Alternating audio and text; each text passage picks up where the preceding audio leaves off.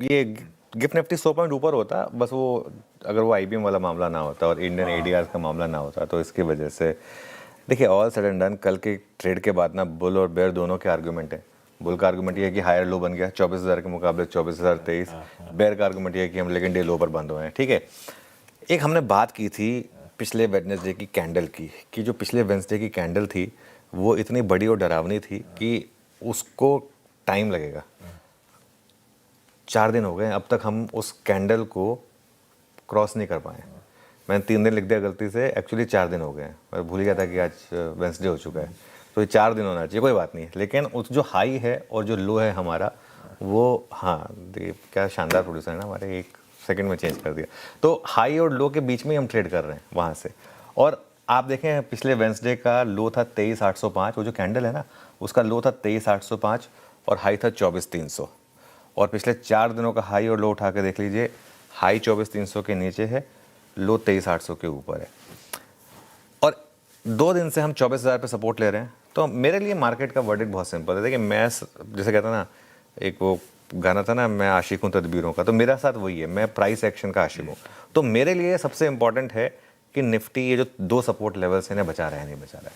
24,000 पहला सपोर्ट और 23,800 क्रिटिकल और फाइनल सपोर्ट मार्केट का।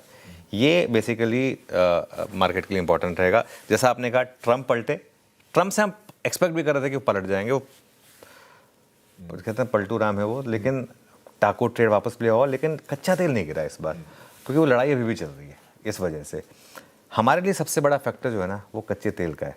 देखिए एक बात मान के चलिए कि ऑलमोस्ट हर कोई अब ये आपको कहेगा कि क्रूड जो है ना वो फंडामेंटली स्ट्रांग नहीं है क्रूड, लेकिन कहीं ना कहीं कुछ लोग चाहते हैं कि क्रूड बियॉन्ड द पॉइंट नीचे ना आए, इंक्लूडिंग यूएस।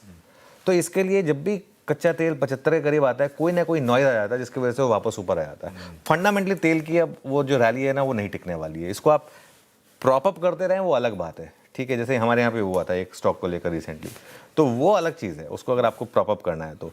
लेकिन जब तक आप $85 के करीब हैं, उसके आसपास हैं, उसके ऊपर हैं, थोड़ी टेंशन तो रहेगी, ठीक है।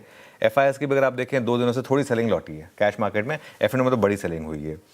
कल कैश में 600-700 करोड़ की सेलिंग थी और एफएनओ में लेकिन स्टॉक फ्यूचर्स में बड़ी सेलिंग थी।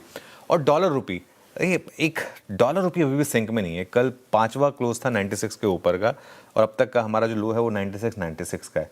वो नहीं टूटना चाहिए, वो बहुत बड़ा रिस्क फैक्टर हो सकता है। अगर आपने 100 का डॉलर रुपी देख लिया तो वो मार्केट के लिए बहुत बड़ा नेगेटिव होगा। तो ये एक सरदर्द है। इंडेक्स में अगले कुछ दिन इंट्राडे रहें, स्टॉक स्पेसिफिक दोनों तरफ के शानदार मौके हैं इस मार्केट में, उसमें अभी भी कोई दिक्कत नहीं है, वहाँ पर फोकस करें। ब्यूटीफुल।